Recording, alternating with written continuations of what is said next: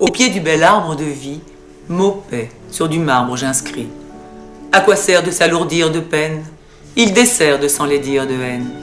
L'amour aujourd'hui habite ma demeure, et la tour de mon esprit gîte dans mon cœur.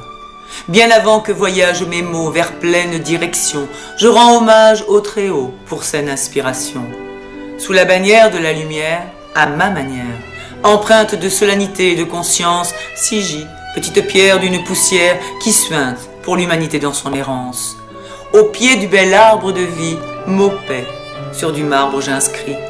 La signature de ma différence selon vraisemblance est mon écriture sur déviance de nos existences.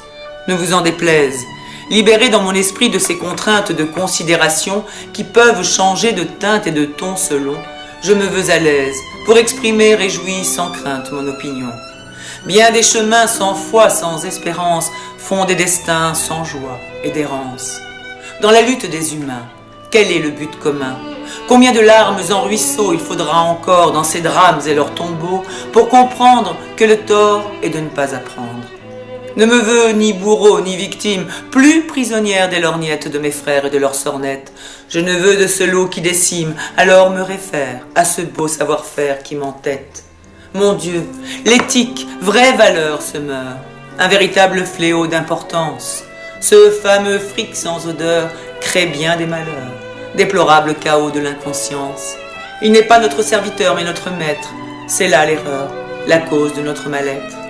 Sous devantures bien lisses, en déconfiture on glisse. Détresse chez tant de morts vivants, malmenés, ballottés par les événements.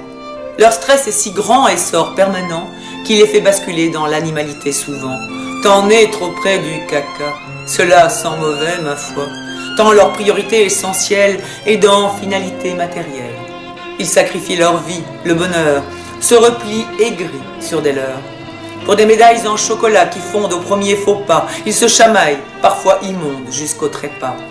Monde d'incohérence, où l'humain s'est relégué à la dernière place, où gronde la démence, dont le dessein de perversité et de ses crasses. Dans ce monde ici-bas, pas si loin de moi, je vois ronde des combats de nos petits mois. Le mauvais réjoui est à l'affût, le sacré dans nos vies n'existe plus. Les cœurs, malgré leurs troubles, sont sourds, et par peur, fermés à double tour. Dramatisation à outrance quand il s'agit de nos croix, les nôtres. Banalisation des souffrances quand il s'agit va de soi les autres. Donc, la perdition en évidence n'est pas que chez les autres. En guise de communication, sans maîtrise de nos émotions, on attise nos maux, nos tensions. Sans ouverture et humilité, suit déchirure dans l'adversité. Qui voudra me contredire ne le pourra, c'est le pire. Comment peut-on encore parler de paix quand nous, séparément dans le déni, bien en dedans, on se renie? Quant au seuil de nos rapports, grand orgueil et sans remords. Et surtout, nulle question de remise en question.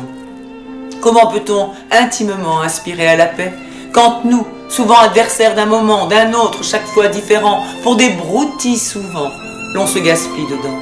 Comment peut-on encore prier pour la paix quand nous, friands de ces faits divers, croustillants, voire sanguinaires, comme fous, nous nous complaisons dedans, le répugnant spectaculaire?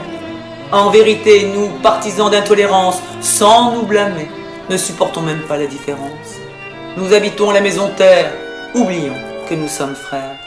Plutôt que de patauger dans marécages fétides, vicieux des futiles bavardages, riposter à la bêtise, sœur de méchanceté, y mettre son grain de sel, faire monter la mayonnaise, s'enchaîner à frise de laideur et de cruauté dans ce terrain sans ciel qui ne connaît que fournaise.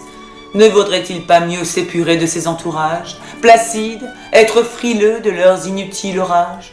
Tourner d'un coup les talons paraît moins fou, plus fécond. Quand de barrières intérieures, le jeu est limité.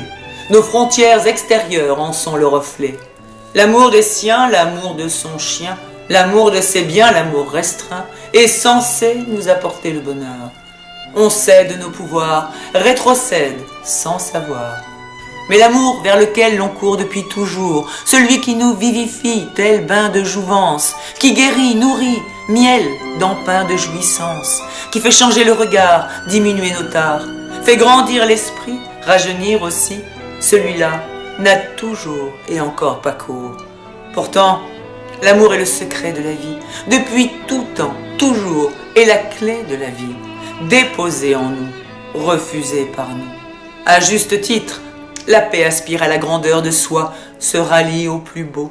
Sur ce chapitre, sa beauté tire le meilleur de soi et l'unit avec le plus haut, joyau précieux, cadeau de Dieu.